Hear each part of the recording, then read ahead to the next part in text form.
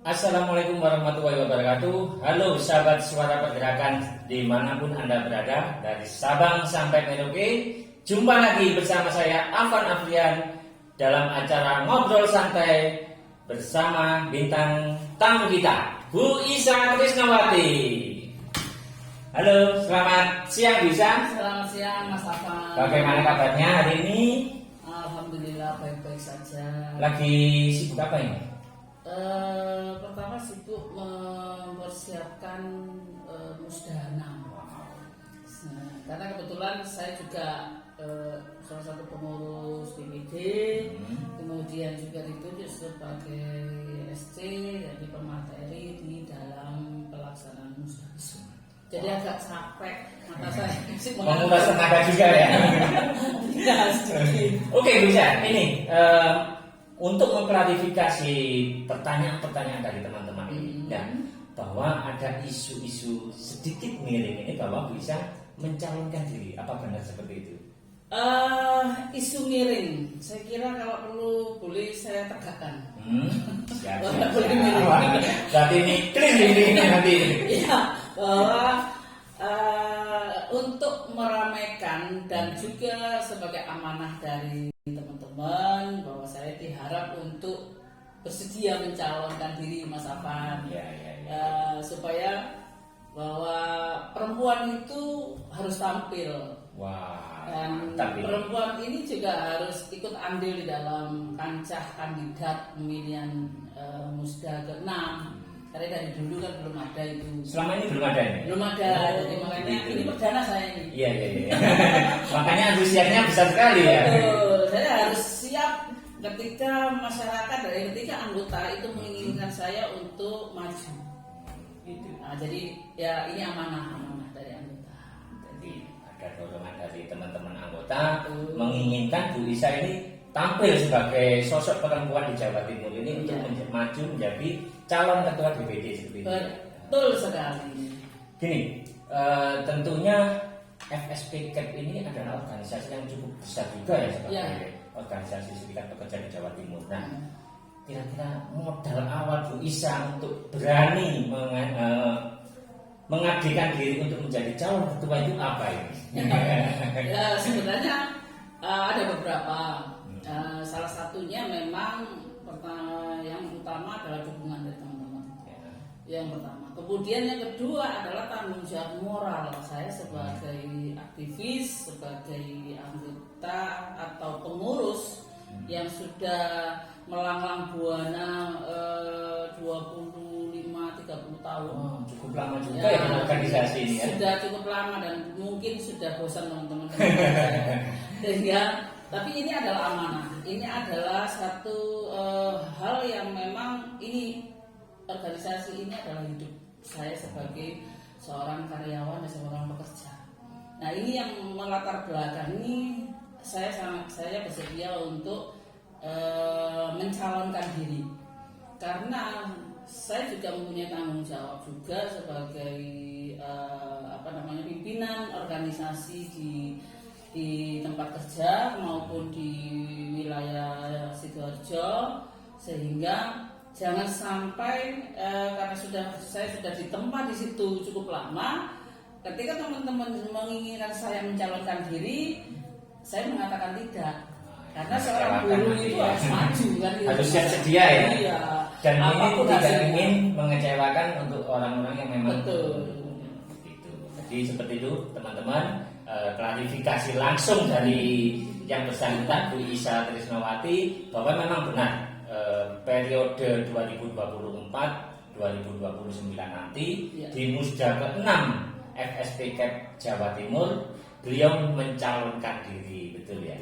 Jadi insyaallah clear ya ini ya, berarti clear. Harus clear karena saya sendirian ngomong.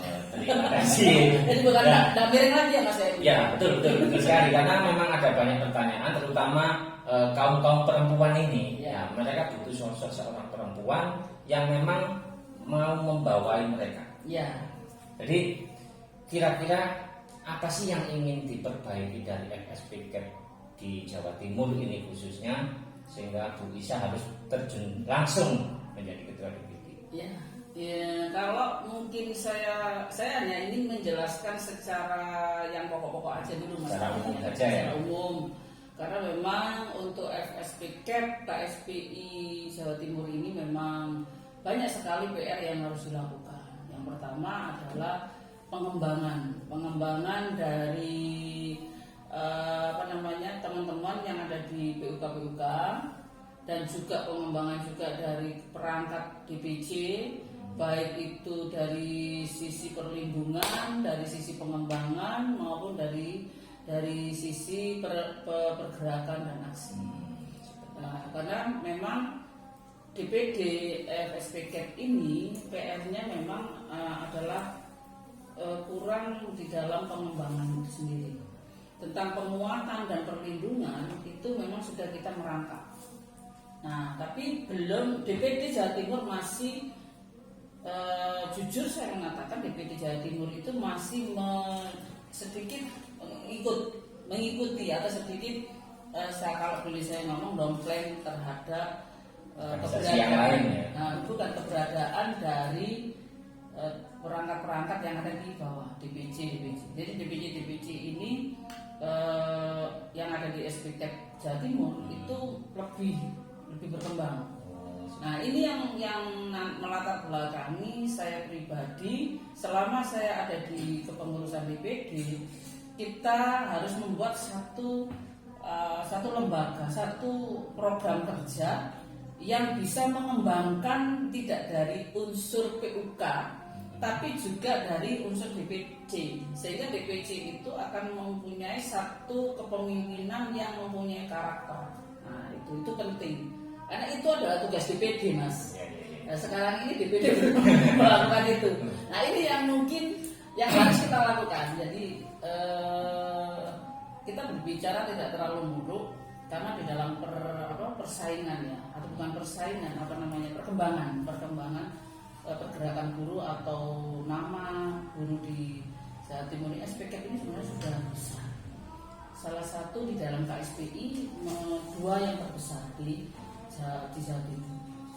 Nah, ini adalah potensi yang baik untuk mengembangkan dan menguatkan dari sisi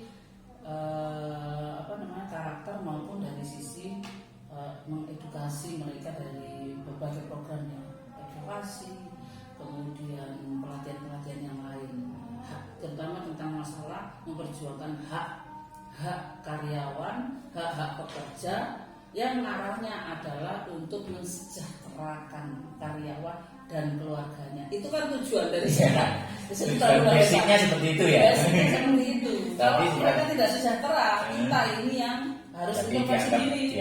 Gagal dalam memimpin organisasi setingkat organisasi tertinggi di Jawa Timur lah. Jadi teman-teman, kita bisa melihat melalui video ini gagasan besar yang akan dikeluarkan oleh seorang Bu Isa ketika nanti akan memimpin Jawa Timur di FSP. Nah, gini Mbak Isa, akhir-akhir ini saya sering juga mengamati tentang perburuan ya. Kadang-kadang buruh atau pekerja atau karyawan itu sendiri, dia itu merasa memang secara harfiahnya dia adalah anggota serikat pekerja. Akan tetapi di dalam hati dan jiwanya itu masih ya serikat pekerja hanya sebagai alat aja, tidak merasa memiliki serikat pekerja itu sendiri. Nah, apabila nanti Bu Isa ini diberikan mandat untuk menjadi seorang ketua DPD, hal-hal semacam ini apa yang akan Anda lakukan?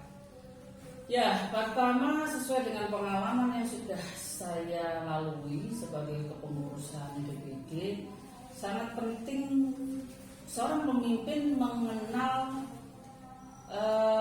organisasi secara baik. Seorang pemimpin bagaimana harus pintar mengenal anggotanya secara baik, kebutuhan dari anggotanya secara baik. Ketika kita memetakan bahwa anggota saya di lapangan itu kekurangan dan kelebihannya, nah itu kita sudah bisa membuat satu program kerja atau memetakan apa yang harus saya lakukan sebagai pimpinan. Kalau kekurangan ini menyangkut tentang masalah memperjuangkan hak-haknya, nah ini juga harus dilakukan pembinaan dan pelatihan. Kemudian pendekatan secara persuasif.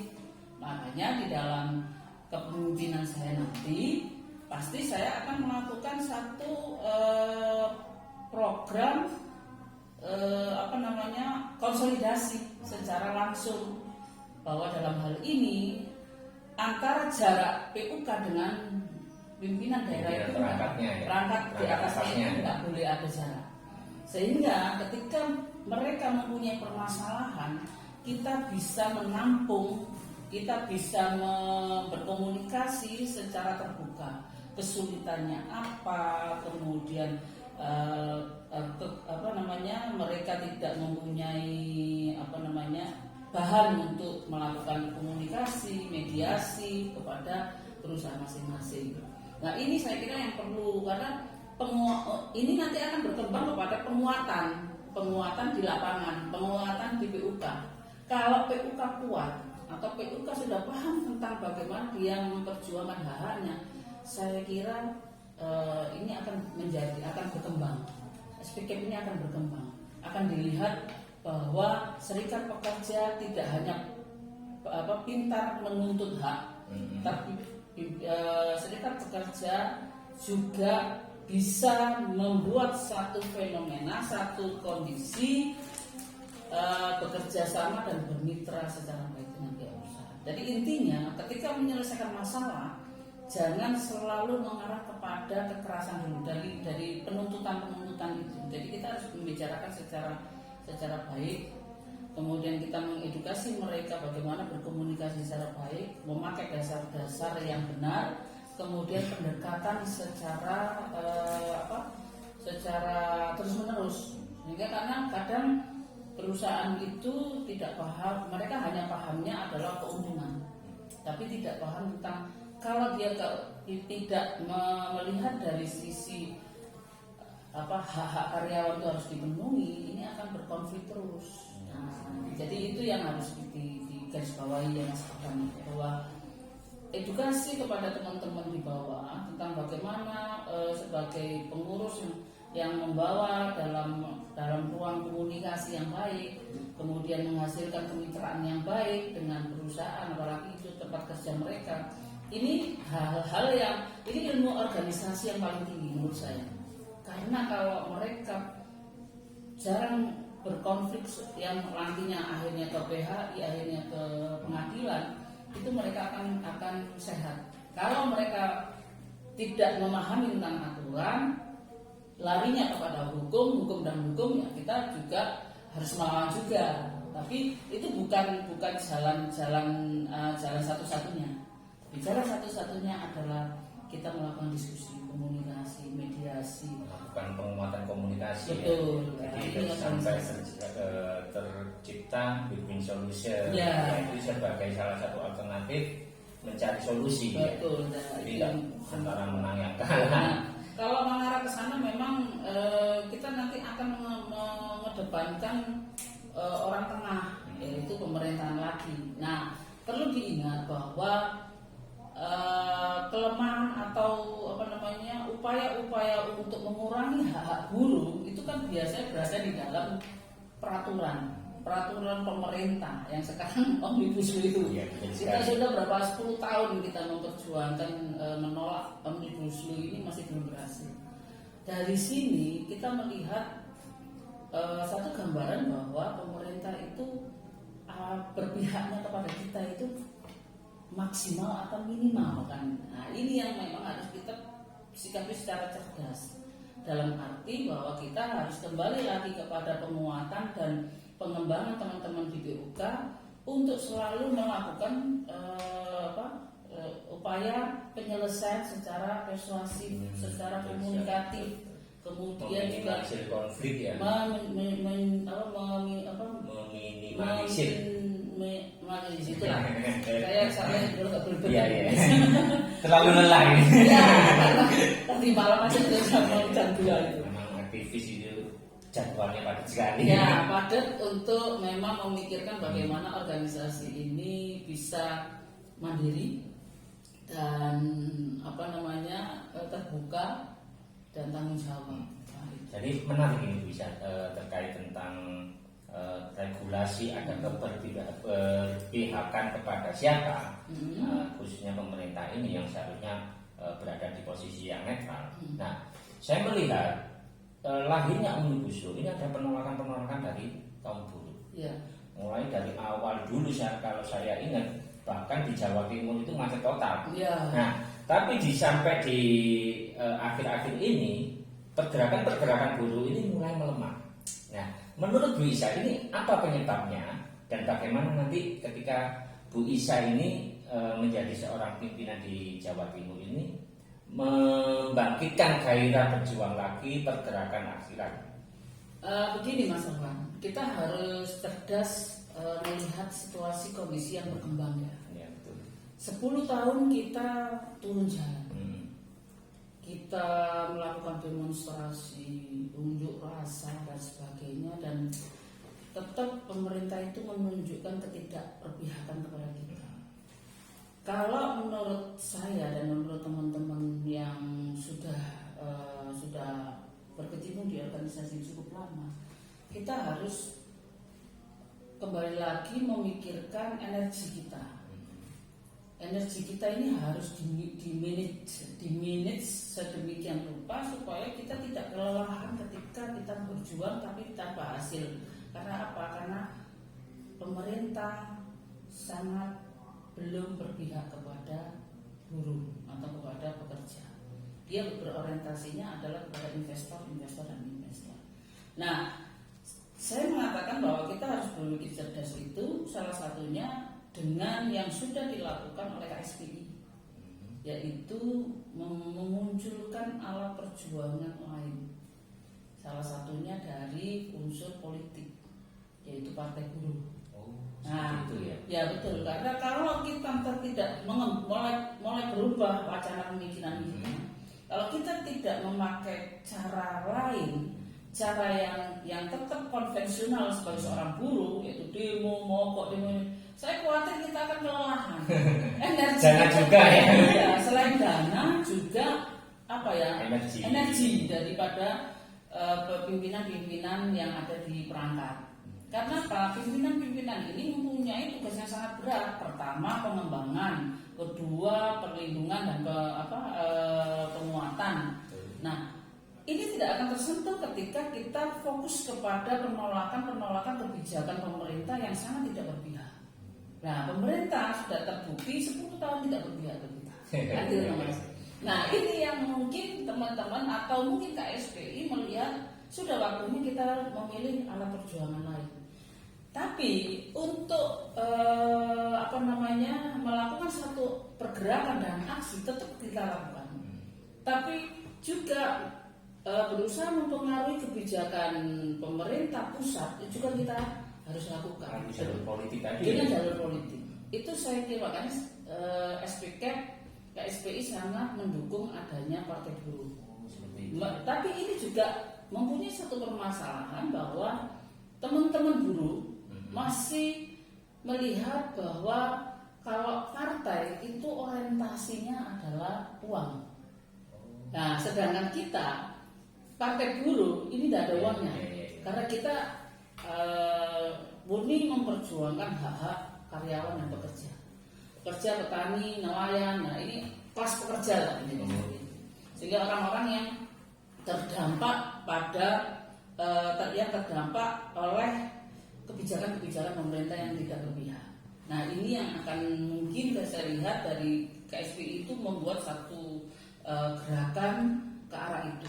Ya memang untuk yang kemarin kita masih belum berhasil menduduki Senayan. Tapi saya yakin bahwa Partai Buruh ini akan ke depan sehubungan dengan kita harus melakukan edukasi, kemudian konsolidasi, pelatihan, pemahaman tentang apa Partai Buruh ini diciptakan atau kita membentuk Partai Buruh itu apa.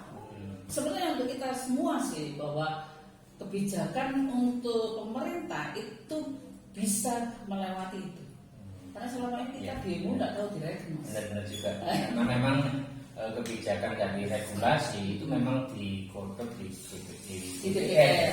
Karena selama ini perwakilan buruh tidak ada yang masuk ke DPR. Jadi kesulitan di situ ya. Hampir hanya satu dan itu pun melalui partai lain. Nah, tujuannya kita ikut atau membentuk partai buruh ini bahwa kita masuk ke Senayan itu dari partai buruh dan bukan kita melalui partai lain. Karena kalau di partai lain tak banyak kepentingannya. Kalau di partai buruh tetap koridornya adalah perjuangan buruh, perjuangan nelayan, petani, dan guru honorer dan sebagainya, pedagang, asongan, karena itu adalah kelas pekerja yang sudah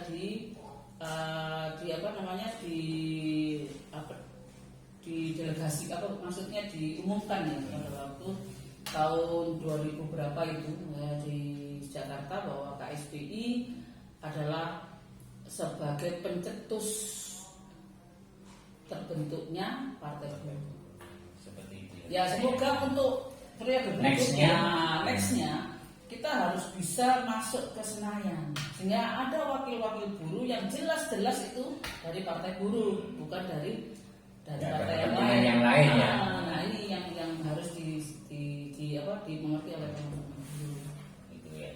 Jadi untuk berikutnya bisa buruh itu kan terkenal militansinya, solidaritasnya juga tinggi. Ketika ada salah satu perusahaan atau teman-teman pekerja yang lain itu mengalami problema perburuan, itu semuanya ikut membantu.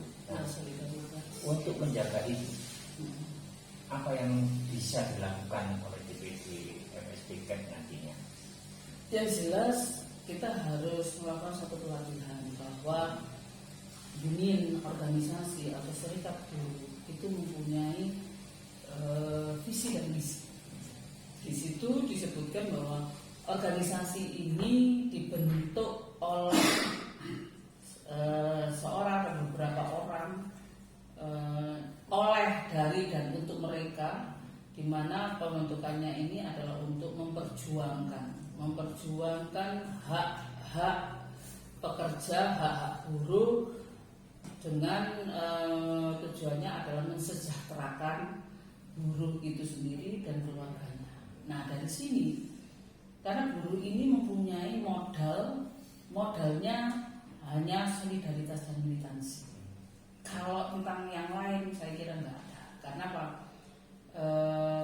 Karena memang pekerja dan buruh ini adalah seseorang yang bekerja pada perusahaan. Nah itu solidaritas dan militansi adalah modal di dalam serikat.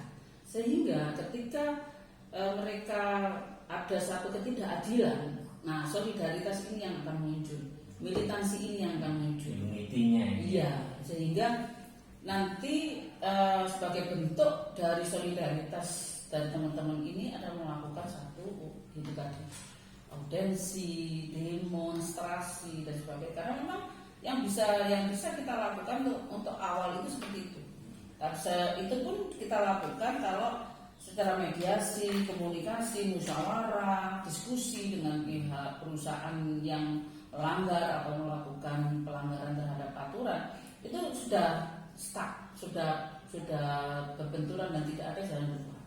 Nah, yang pertama memang kita harus melakukan satu reaksi atau pergerakan aksi itu tadi. Karena kita sudah melakukan satu komunikasi kan di dalam PKB pun yang mungkin teman-teman sudah ada PKB-nya, atau di dalam satu aturan pun, atau di dalam satu anggaran dasar, anggaran rumah tangga serikat pun, kita selalu mengedepankan adanya komunikasi, musyawarah untuk mufakat gitu Mas Afan. Sehingga pelatihan-pelatihan itu kita berikan kepada teman-teman bahwa dasar hukum untuk melakukan meminta hak kita kepada perusahaan itu ada dasarnya. Nah ini juga harus diberitahukan ke teman-teman. Nah ketika hak dasar hukum ini sudah diketahui oleh teman-teman, mereka melakukan komunikasi. Nah ketika melakukan komunikasi, kalau pihak perusahaan memahami, selesai masalahnya. Tapi kalau tidak selesai mana ini jadi masalah. Sehingga Masalah berlarut-larut ya. Nah, menggiringnya adalah kepada advokasi, kepada perselisihan. Otomatis perselisihan itu harus ada advokasi. Nah, ketika advokasi, nah di sini kita harus tahu bahwa aturan-aturan pemerintah itu sangat bisa diorak-atik ya Mas. Sehingga bagaimanapun buruh atau pekerja atau serikat pekerja yang bermasalah itu yang kadang selalu mendapatkan situasi yang sangat tidak diuntungkan karena dia sudah nggak digaji, kemudian di PHK, Secara posisi juga kalah juga secara ya. materi maupun kebutuhan itu mereka sudah minus. Nah, penuntutan ini ya makanya disitulah muncul solidaritas. Sehingga solidaritas itu tidak berupa demonstrasi saja, tapi membantu. Rasa empati. Jadi kadang mereka ketika mereka tidak bisa hidup dengan nanti bisa biaya untuk hidup, nah, solidaritas itu kompleksnya di situ. Dari kalau serikat itu seperti itu, selain memperjuangkan juga menjaga supaya mereka tidak sampai sakit karena tidak bisa. Nah itu serikat pekerja itu Menarik sekali karena memang kalau konflik berlarut-larut, stabilitas juga kurang baik, jadi imbasnya juga teman-teman pekerja juga ya. Ya betul, karena bagaimanapun mereka itu kan kadang pihak perusahaan itu no pay. Kalau tidak bekerja tidak akan dapat uang. Nah ini ada perusahaan yang menerapkan itu. Meskipun ada surat dokter, padahal di dalam aturan kan kalau ada surat dokter memang harus dibayar. Dan dokter menyatakan istirahat itu berarti dia harus istirahat. Nah, ini juga kadang di lapangan itu diabaikan dengan alasan macam-macam karena perusahaan tidak ada produksi lah dan sebagainya. Nah, pemerintah secara normatif sudah mengatur itu, tapi secara implementasi di lapangan, ada ketika itu masuk ke dalam ranah perselisihan, tetap posisinya kita akan kalah kalau data-data itu tidak lengkap. Dan orang yang beradvokasi atau menyelesaikan masalah itu tidak mempunyai satu karakter yang kuat, kemudian pemahaman yang baik, nah itu juga akan jadi masalah Mas Afan. Pasti akan terisolir, akan lewat gitu loh dari itu ya. Jadi problematik juga ya. Ya sangat perburuan itu. Sangat banyak permasalahan yang kadang kita itu tidak pemerintah tidak berpihak kepada kita, karena kita dianggap bahwa mungkin masyarakat yang masih belum tidak ada kekuatan untuk penekanan. Jadi kekuatan kita itu kepada solidaritas dan militansi itu. Belum lagi kalau efek PHK massal ini ya. Nah, kalau PHK massal mungkin masih seputar menyelesaikan PHK massal kepada pemerintah, kepada disnaker atau disnaker kabupaten maupun disnaker provinsi, itu kadang juga hasilnya tidak akan selalu berpihak kepada buruh.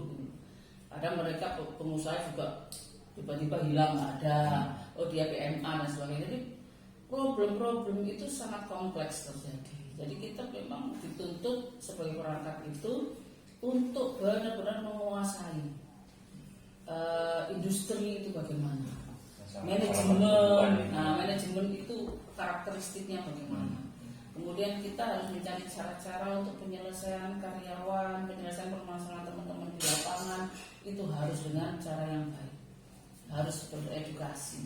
Memang tidak mudah memformulasikan kepentingan pekerja, stabilitas dari perusahaan itu akan menjadi sebuah solusi ya. Ya, jadi memang itu tugasnya perangkat di atasnya perusahaan ya. Ya kalau kita itu kalau PUK ada permasalahan pasti dia tidak bisa menyelesaikan, itu pasti ke DPJ wilayah kabupaten ya. Ya kabupaten. Nah dari situ kalau dari kabupaten mungkin diperlukan satu kekuatan untuk penekanan, karena mungkin pengusaha ini juga terlalu arogan untuk tidak menggubris kemauannya, menggubris haknya pekerja ya. Padahal dari sisi aturan mereka salah, nah ini DPD harus turun dengan itu, dengan kekuatan solidaritas itu. Kalau memang harus kita datang dengan komunikasi musyawarah secara bersama-sama, ya itu harus dilakukan.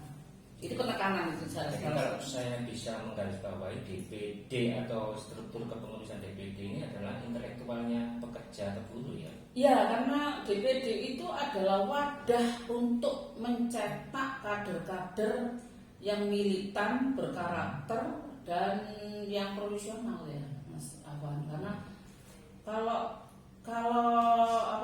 kita tidak benar kepada hal yang semacam itu, saya kira akan habis ini. Karena tergerus oleh aturan-aturan pemerintah yang tidak berpihak ke kita, kemudian ketidakpercayaan dari teman-teman yang ada di perusahaan-perusahaan itu bahwa kita selalu tidak bisa menjadi satu lembaga yang memberikan jalan keluar yang terbaik untuk hak mereka. Jadi teman-teman ini percuma menolak serikat. Nah, poin pentingnya di sini ya, kepercayaan dari anggota. Karena memang DPD ini adalah memang intelektualnya. Ya.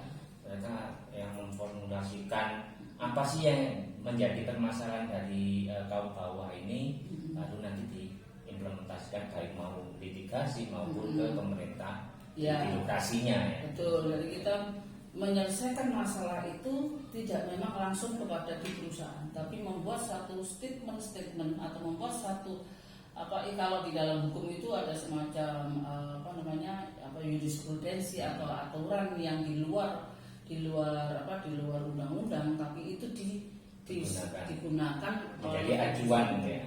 Sehingga di situ ada perlu atau perlu juga. Dan menarik juga terkait dengan pembelaan dan advokasi. Iya. Isu-isu tentang PHK, terus upah murah, terus ada lagi yang baru-baru ini kriminalisasi terhadap buruh. Nah, sebagai pimpinan organisasi, ketika membuat sebuah lembaga di bawah kepemimpinan DPD untuk advokasi, nah nanti arahnya kemana bisa ini maunya? Kalau untuk bagaimana program kerja atau upaya dari DPD Jawa Timur tentang isu upah murah, kemudian outsourcing. Jadi yang sudah ada di dalam omnibus law semua. Saya katakan bahwa ini undang-undang paket lengkap ini. Lengkap di dalam satu regulasi omnibus law. Nah ini memang sampai saat ini kita masih melakukan satu perjuangan. Nah di perjuangan itu apapun kita lakukan dalam arti mempengaruhi kebijakan, mempengaruhi pemangku jabatan, yaitu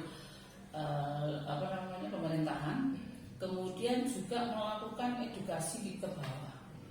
Ketika di bawah ini kan tidak bisa menunggu ketika regulasi ini harus diubah, karena ini masih berproses, masih berpolemik, tapi ini terkadang sudah dilakukan. Nah, memang kita harus mencari celah-celah di sini. Di lapangan itu kita harus mencari celah-celah, mengedukasi teman-teman di bawah bahwa di dalam aturan omnibus law itu yang bisa kita masuki untuk kita memperjuangkan itu harus kita masuki. Sehingga apa? Sehingga tidak boleh berhenti nih proses ini. Karena proses ini kalau berhenti, wah ini nanti bahaya. Bahayanya adalah ketika kita menemui pengusaha yang hantam promo. Tadi karena ada enak untuk menerapkan upah di bawah UMK, nah, itu kemudian kita melakukan, karena penangguhan tidak ada, tapi ada upah berkedaulatan atau apa itu. Nah kan upah berdasarkan kesepakatan. Nah ini sangat juga kalau saya melihat sama aja ya Mas. Nah malah justru di situ rentan untuk penekanan. Kalau kita tidak mempunyai pengurus unit kerja yang kuat dan bisa beradvokasi dan bisa berkomunikasi, bermitra dan berdiskusi dengan pihak perusahaan, habis pasti akan ada penekanan ke sana. Yaitu tadi yang mengatakan bahwa kalau kamu mau, aku perusahaan bisa membayar sekian, kalau nggak mau ya udah keluar. Nah itu pasti teman-teman yang tidak mempunyai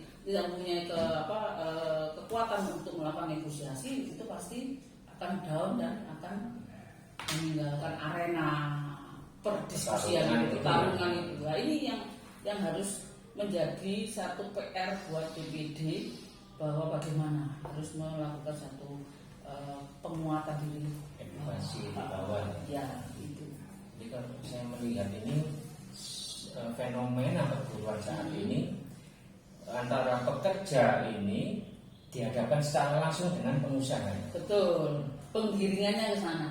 Makanya PR kita adalah kita mau tidak mau harus membuat teman-teman di bawah itu paham tentang masalah negosiasi, dasar-dasar hukum, kepentingan secara langsung sebagai karyawan yang ada di perusahaan itu. Karena apa?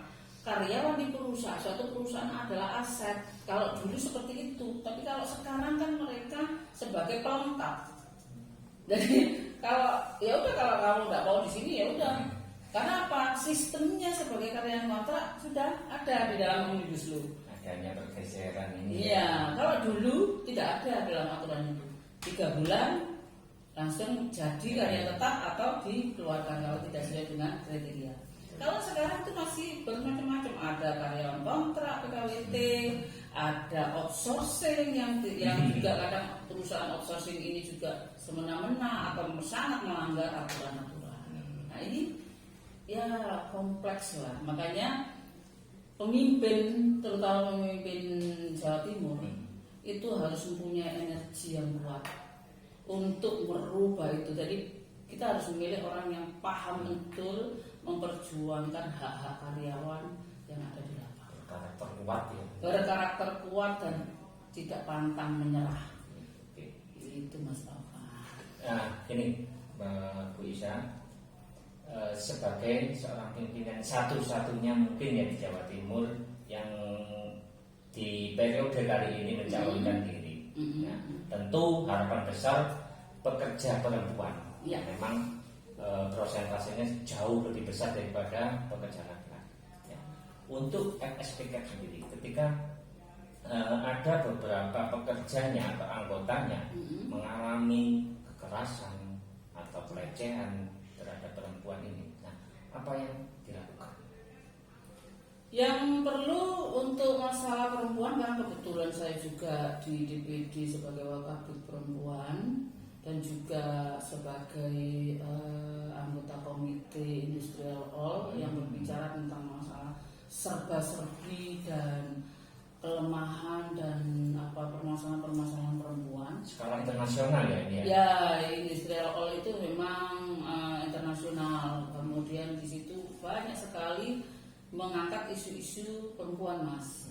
Nah, memang di dalam Industrial All itu dan di dunia itu isu perempuan ini sangat menarik untuk selalu menjadi perhatian. Ketika perempuan yang muncul ini respon dari Serikat Pekerja seluruh dunia itu sangat responsif lah ya.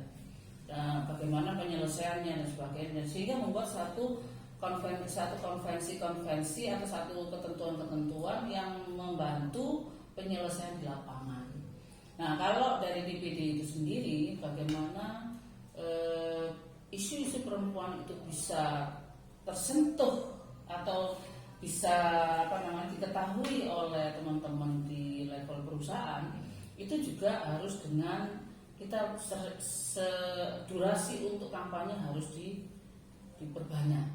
Jadi kampanye ini bisa berupa workshop, bisa berupa pelatihan, bisa berupa anjang sana, kemudian pemberitahuan bahwa di dalam organisasi ini ada memang konvensi atau aturan-aturan yang menyelesaikan masalah perempuan.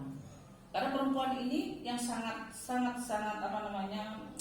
prioritas, yaitu perlindungan maternitas, dan itu mengarah kepada reproduksi perempuan. Karena perempuan yang sehat akan mengeluarkan generasi yang berkualitas. keras. Jadi perempuannya harus dipikirkan, jangan sampai kita punya perempuan-perempuan yang sakit-sakitan, punya penyakit, punya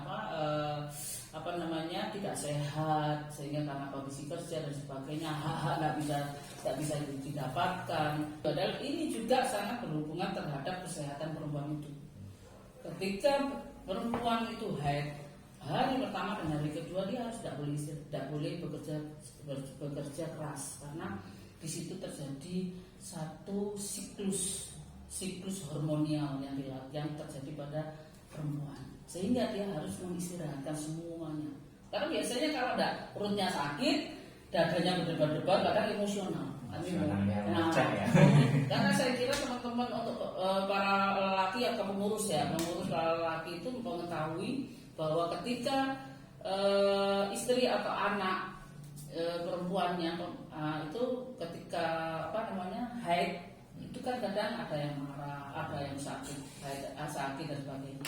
Ini satu bentuk bahwa haid itu memang bukan penyakit, tapi siklus hormonial yang terjadi di dalam tubuh manusia yang mengarah kepada reproduksi gitu.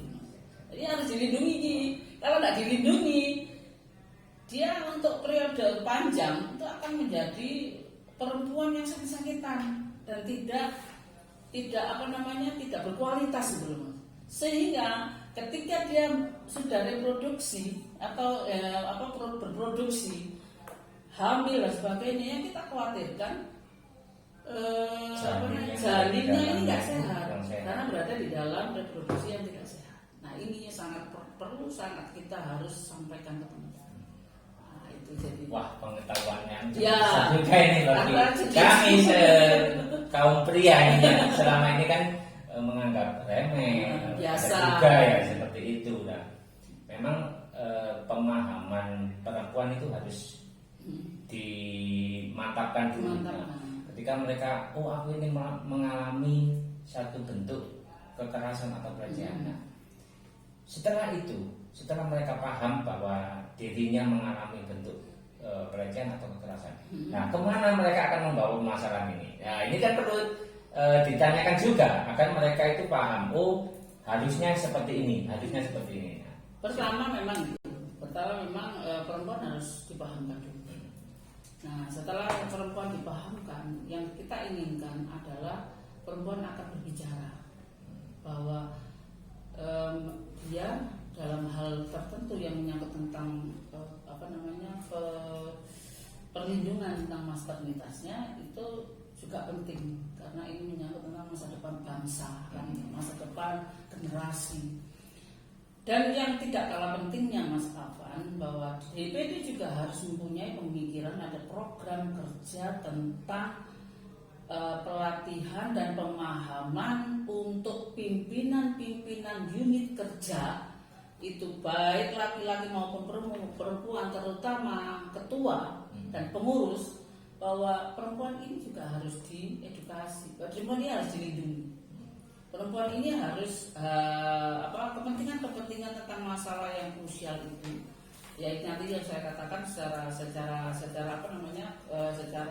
luas bahwa perempuan harus sehat. Nah, ini juga harus diketahui oleh pengurus-pengurus PUK. Dan ini kami kalau ke pengurus PUK langsung kan memang nggak bisa, karena memang harus secara etika organisasi kita harus bekerjasama dengan DPJ. Secara struktural seperti itu. Nah, ini yang kadang harus dipunyai oleh kepengurusan DPD. Jadi selain perempuan harus dipahamkan tentang hak-hak dan perlindungan mereka, itu juga DPD harus menyentuh dari level pimpinan-pimpinan unit kerja melalui kerjasama dengan DPJ. Sehingga ketika PUK atau pimpinan unit kerja itu paham tentang anggota yang memang perlu pengawalan secara khusus, karena memang perempuan kan unik, Mas. Jadi semuanya memang harus memang kita harus paham bahwa perempuan ini kebutuhannya apa, harus dilindungi dari sisi yang mana, karena ini menyangkut generasi kita juga. Nah, itu yang memang yang perlu, yang harus dilakukan oleh DPD. Kan ini menyangkut masa depan bangsa ini. Karena perempuan harus sehat ini kan gitu. Ya, memang semuanya harus merasakan ya sebagai pimpinan serikat pekerja baik di level perusahaan maupun kabupaten dan juga DPD semua harus berkontribusi untuk melindungi pekerja, terutama pekerja perempuan itu sendiri ya. Baik, Bu Isha, memang kalau ngomong masalah perlindungan ini memang 2 hari 2 malam. 2 hari 2 malam nggak selesai ya. Selesai. Tapi ini saya ingin sedikit mengetahui tentang rencana program. Nah, rencana program tentunya orang-orang seperti Bu Isha, orang-orang seperti pimpinan unit kerja maupun pimpinan cabang ini kan harus dipelihara. Ya. Tidak mungkin selamanya orang-orang seperti ini, ya, betul sekali dilestarikan ya. Orang-orang seperti ini akan hidup terus. Nah, berkaitan dengan itu tentu harus ada kaderisasi. Ya, betul, itu penting. Sebagai orang yang nantinya apabila dipercaya menjadi pimpinan Jawa Timur, DPD, FSBK khususnya, apa yang akan dilakukan seorang Bu Isha ini untuk mengkaderisasi pimpinan-pimpinan dari serikat pekerja ini agar berkesinambungan terus. Jadi tidak ada mata rantai yang terputus di sini. Ya, itu sebenarnya adalah tanggung jawab moral masyarakat bahwa seorang pemimpin itu harus menitik beratkan kepada regenerasi kader-kadernya, sehingga ketika kita sudah termakan usia, kita sudah tidak segesit dulu, kan, kita tidak secerdas dulu, gitu. Itu ada generasi-generasi yang bisa melanjutkan itu, dan itu juga harus kita berusaha untuk kembali lagi, kita harus siap dengan itu, dan itu harus dilakukan gitu. Karena apa? Karena serikat pekerja FSPK ini tidak boleh lekang oleh waktu, tidak boleh sepi oleh perjuangan, karena perkembangan manusia tetap harus berkembang. Nah, yang muda menjadi yang tua, kemudian yang tua akan mati. Ini yang muda-muda harus tetap diberikan porsi yang meneruskan aspek perjuangan dari serikat pekerja. Nah, kemudian kita sendiri juga harus, kalau saya harus kembali lagi kepada pemahaman kita atau tekad kita ya, bahwa itu adalah tanggung jawab moral dan itu harus dilakukan. Karena kadang seorang pemimpin itu kadang terjebak kepada ego, dia harus jadi pemimpin terus. Jadi makanya ini ya kadang tidak mau lengser ya. Nah, itu kadang juga gitu. Karena mungkin sejuk kalau di atas itu. Terlalu banyak angin. Iya, kebanyakan angin juga tidak bagus karena bisa masuk angin. Gitu. Jadi paling tidak kita harus bisa menyiapkan kader seterusnya. Kalau kita ada di atas, karena kepercayaan teman-teman itu masih kuat, itu paling tidak dia adalah pemantau nantinya untuk melakukan satu regenerasi. Ada generasi-generasi yang memang sudah dipersiapkan ketika saya sudah tidak ada, itu mereka sudah menjadi barang jadi atau menjadi kader yang sudah jadi. Jadi jangan ketika permasalahan itu semua diserahkan kepada ketua, ya harus diatur job desk-nya, dan itu proses pengkaderisasi yang sangat efektif, sehingga ketika kita termakan usia atau termakan waktu, sudah pasti akan ada generasi banyak menjamur yang bisa secara langsung menduduki dan meneruskan kepengurusan itu. Intinya pengurus pimpinan itu harus bisa legowo melepaskan posisinya ketika dia sudah tidak mampu lagi untuk memimpin. Itu aja. Wah, cukup berat juga ya. Ya. Jadi memang pengembangan sumber daya manusia ini memang perlu sekali ya. Selain untuk pelatihan-pelatihan dan seperti tadi, terus pemahaman melalui konsolidasi juga. Nah, ada alternatif pilihan yang era-era ini digitalisasi. Ya. Tentu kita sebagai organisasi serikat pekerja tidak boleh menutup mata tentang perkembangan digitalisasi seperti ini, yang itu bisa kita gunakan untuk menyebarluaskan informasi. Ya, apa yang ada di dalam pemikiran Bu Isha selama ini tentu tidak semua orang mengetahui.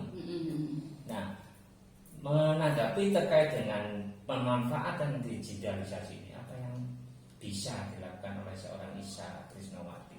Ya, kalau saya melihat digitalisasi itu adalah perkembangan yang sangat menarik Mas Afan. Karena kita akan bisa luas memandang dunia yang tidak ada di depan kita. Jadi kita bisa langsung kita lihat ya. Kalau sekarang ini dengan adanya digitalisasi, seakan-akan bahwa dunia itu adalah dalam genggaman kita. Cukup kita membuka HP, kita akan mengetahui seluruh dunia itu terjadi apa. Nah, kalau dulu kita harus datang dulu untuk tenaga, tapi kalau sekarang ini dunia kita bisa pegang. Nah, ini luar biasanya digitalisasi itu mempengaruhi kehidupan kita. Teknologi ya. Betul, jadi kita juga harus jangan kalah dengan perkembangan zaman itu. Makanya seorang pemimpin itu harus tetap berkelanjutan mengikuti perkembangan zaman itu, Mas Afan. Jadi jangan karena semudah-mudahnya lah, itu tidak berlaku untuk seorang pemimpin. Digitalisasi ya. Betul, dia harus mengejar itu dan dia harus belajar. Karena apa? Pemimpin yang berhasil itu tidak akan berhenti belajar sampai mau menjemput. Dan nah ini yang nantinya salah satu program yang harus diimplementasikan kepada teman-teman di bawah, sebagai akar rumput atau sebagai di dalam kepemimpinannya di provinsi, di daerah maupun di wilayah. Karena digitalisasi itu sebagai alat untuk pengembangan diri, pengembangan intelektual, kemudian mencari satu permasalahan yang dijadikan sebagai acuan untuk menyelesaikan masalah. Publikasi juga, kemudian kita juga bisa mengkampanyekan melalui digitalisasi. Nah, makanya sekarang ini teman-teman untuk organisasi-organisasi skala perangkat-perangkat kabupaten maupun provinsi ataupun sampai ke pusat itu selalu membentuk satu media yang memang nanti bisa menyuarakan melalui media itu, melalui digitalisasi. Jadi ini akan berkembang yang sangat pesat. Nah, kita jangan ketinggalan dengan itu, Mas Afan. Jadi ikutin, pelajari, lakukan, kembangkan. Ini seperti itu. Karena ini tidak akan bisa kita hindari. Karena ini perkembangan zaman ini untuk saat ini. Android mau nggak mau harus kita ikuti ya. Betul. Dulu BlackBerry. Kemudian sekarang Android dengan WA, TikTok, misalkan, dan di situ orang belanja, orang semuanya apa yang dia ada di rumah bisa kita dapatkan semua hanya dengan HP aja. Nah, ini yang sangat menarik, dan kalau orang melihat ajaibnya di situ satu digitalisasi. Jadi makanya SPK juga tidak boleh lekang pada waktu, tidak boleh mundur, tidak boleh terlambat untuk memposisikan bahwa digitalisasi ini dipakai sebagai ajang mengkampanyekan, mempublikasikan, kemudian melakukan pelatihan secara digitalisasi. Karena mungkin teman-teman banyak di tempat yang lain dan sebagainya. Kalau memang harus ketemu di sini kan butuh waktu, Mas. Dan juga kita juga bekerja juga butuh untuk tanggung jawab kita kepada pihak perusahaan. Kalau kita kalau kerja ya harus kerja. Nah, ini adalah sarana yang memudahkan pekerja itu sendiri. Menarik teman-teman, gagasan besar yang akan dibawa oleh seorang Bu Isha ketika nanti dia akan memimpin FSPK di Jawa Timur ya, bisa ya. Jadi teman-teman tidak perlu khawatir, kapasitas Bu Isha ini sudah diakui juga internasional. Itu tadi teman-teman mengenai pemahaman terhadap diri FSPK sendiri. Nah, tentu kita tidak bisa mengabaikan ya hubungan antara FSPK itu sendiri dengan pihak luar, bilateralnya. antar lembaga, dengan birokrasi. Nah, Bu Isa akan melakukan terobosan-terobosan apa ketika nanti memperbaiki hubungan bilateral ini?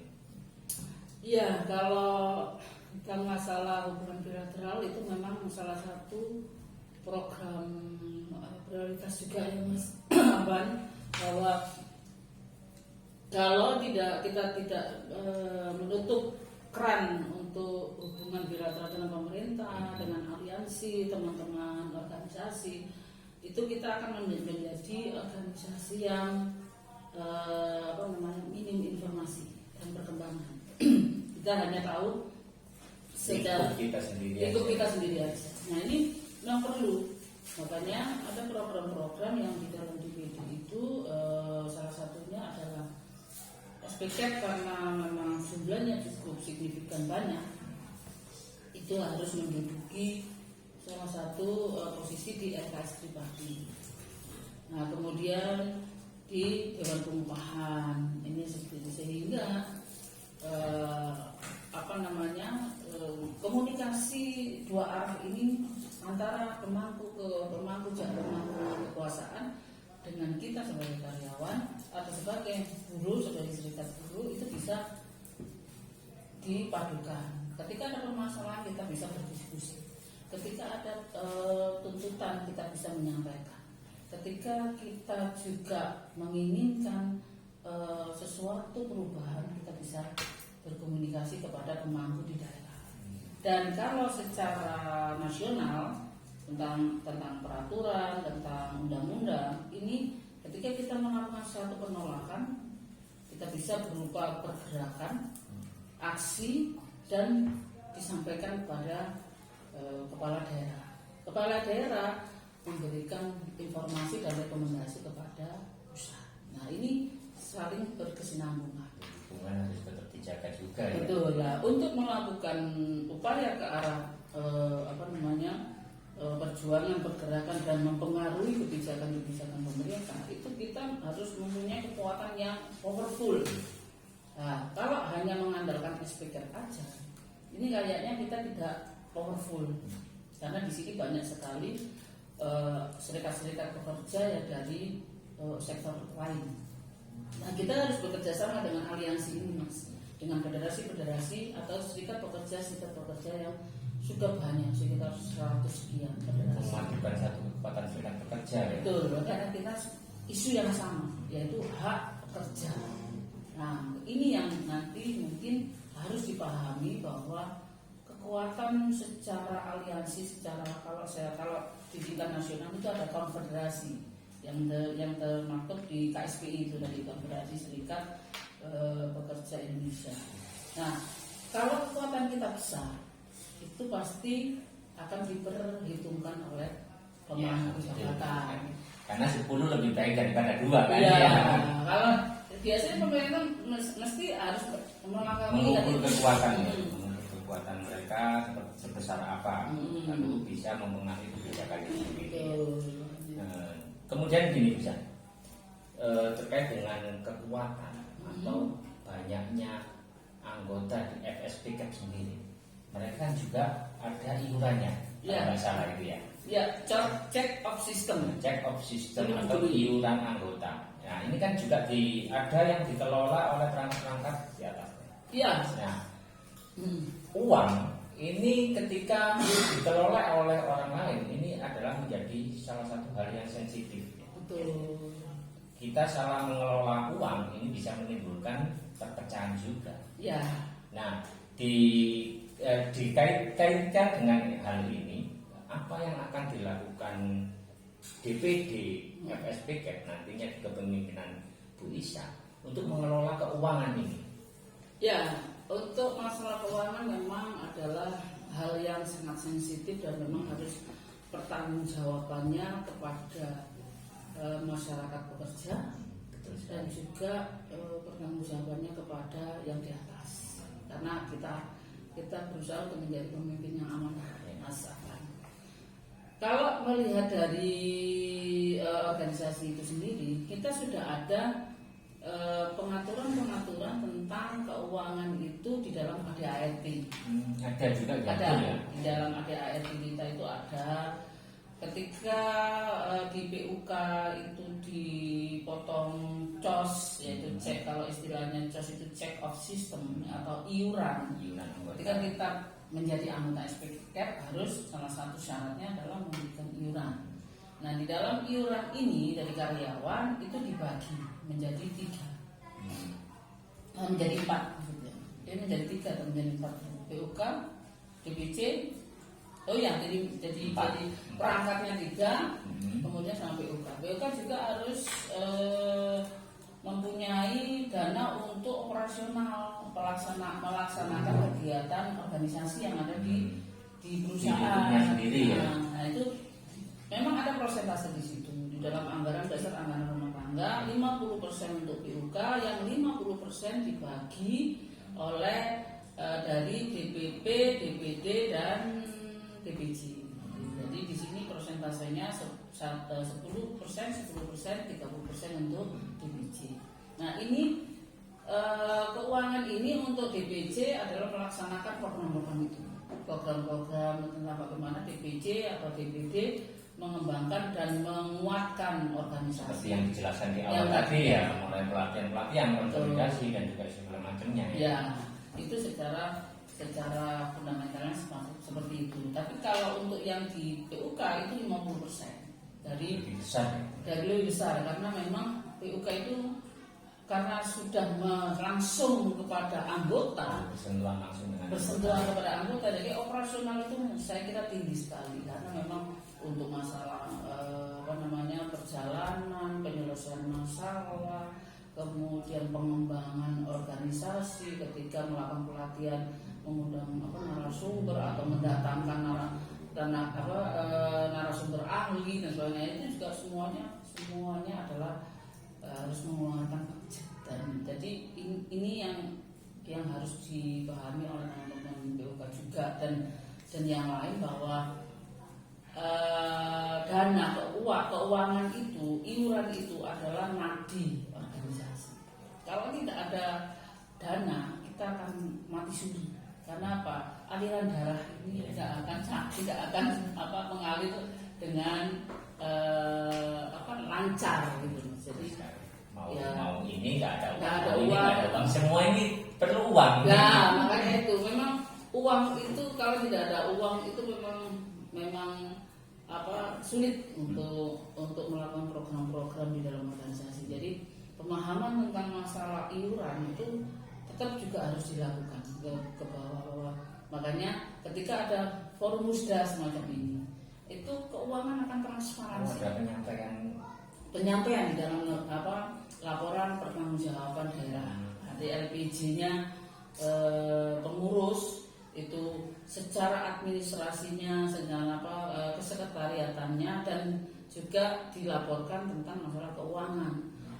Iurannya larinya kemana? Si A, si B, si C, PUK ini akan berarti di situ sudah disebutkan semua. Terus kontribusinya bagaimana? Terus penggunaan pembiayaan ini untuk operasional bagaimana? Nah, itu semuanya disebutkan. Jadi makanya ketika ajang musyawarah daerah, disitulah tempat teman-teman PUK melihat keberhasilan DPD ini ada atau tidak. Kemudian tanggung jawab tentang pengelolaan keuangan apakah bisa dianggap baik atau tidak, akuntabel atau tidak. Nah, ini bisa dilihat di dalam LPG-nya ketika musda besok. Sehingga ini yang perlu harus dipelajari betul. Tanggung jawabnya PUK atau peserta musda adalah memilih pimpinan-pimpinan yang baik, memilih pimpinan yang amanah, kemudian pimpinan-pimpinan yang bisa mengembangkan organisasi. Jadi terkait dengan apa yang disampaikan tadi terkait dengan penggunaan keuangan. Ya. Penggunaan keuangan. Kalau boleh tahu penggunaan keuangan ini untuk apa saja sih? Yang paling besar penggunaannya? sebenarnya harusnya penggunaan keuangan ini yang paling besar adalah untuk pengembangan dan penguatan, perlindungan juga itu organisasi ke depan. 5 tahun ke depan ini apa sih perkembangan DPD FSPK ini? Memunculkan program kerja yang bagaimana sih? Ini kan seperti itu. Kemudian advokasinya bagaimana? Memilih advokasi yang baik bagaimana? Kan di situ harus ada satu konsep-konsep yang dibuat oleh ketua ya, memang ada dibuat, memang manifestasinya sebagian besar memang dari hasil musda. Tapi tentang masalah keuangan ini juga dimampatkan, maksudnya disesuaikan dengan ya program yang ada di hasil musda. Nah, ini dikompeskan dengan keuangan yang ada. Jadi itulah tugas-tugas yang harus dilakukan seorang pengurus. Ini jangan sampai besar pasak daripada tiang. Jangan hanya pengeluaran untuk operasional yang mengarah ke yang kegiatan yang nggak jelas, yang lebih banyak pengeluaran itu, sehingga makanya kontrol terhadap keuangan itu memang harus ada, sehingga keuangan DPD FSPK ini harus sehat sesuai dengan konsepnya dan program kerjanya. Karena program kerja itu kan suatu hal yang diinginkan oleh anggota ketika kita bermusda besok. Nah, ini tanggung jawabnya adalah pengurus yang terpilih. Ketua sangat bertanggung jawab secara langsung betul. Penggunaan keuangannya. Ya. Oke, kawan-kawan, sangat menarik perbincangan kita hari ini. Tapi sayang, waktulah yang membatasi kita. Jadi lain kali kita sambung lagi, tidak apa-apa ya bisa ya? Silakan, kita akan ngobrol-ngobrol lagi, lebih banyak lagi. Untuk kali ini kita cukupkan sampai sekian. Oke, Bu Isa, statement terakhir agar teman-teman ini bisa interest terhadap pencalonan diri Anda. Monggo. Oke, teman-teman semua, karena saya memang untuk saat ini harus maju sebagai pencalonan Ketua DPD FSPK periode tahun 2024-2029, jangan lupa, terutama perempuan, pilih saya, coblos saya. Mantap ini. Nah, gitu. Jadi mari kita maju bersama, mari kita buat DPD ini lebih baik dan lebih profesional. Hidup dulu, hidup SPK. Terima kasih Bu Isa ya. Oke, sahabat Suara Pergerakan dimanapun Anda berada, demikianlah perbincangan kita, ngobrol santai kita dengan Mbak Isa Trisnawati, calon ketua DPD dari unsur perempuan. Penggemarnya banyak juga ya. Nanti ke depan kita juga akan menghadirkan narasumber-narasumber yang tetap konteksnya adalah calon ketua DPD. Tim dari Suara Pergerakan sudah mengantongi beberapa nama yang akan maju menjadi pesaing Bu Isa ini. Ya, mari kita berpesta. Berpesta demokrasi secara sehat, profesional. Lakukan dengan yang gembira. Ya, tanpa kebencian dan tetap tanpa mengutamakan kebersamaan. Ya. Terima kasih Bu Isa. Terima kasih teman-teman. Sahabat Suara Pergerakan, jangan lupa tonton video kami di seluruh akun Suara Pergerakan, baik di Facebook, Instagram, Twitter, YouTube, dan platform yang lain. Sampai jumpa dengan saya, Afan Afian. Assalamualaikum warahmatullahi wabarakatuh. Waalaikumsalam warahmatullahi wabarakatuh. Terima kasih. Terima kasih. Alhamdulillah. Apa sih Pak ini?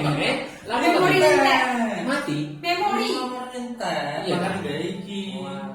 Waduh, nggak macam ini. Jadi dikeluar. Iya, wajahnya paling letak. Kayak Dan mesti itu. aku tuh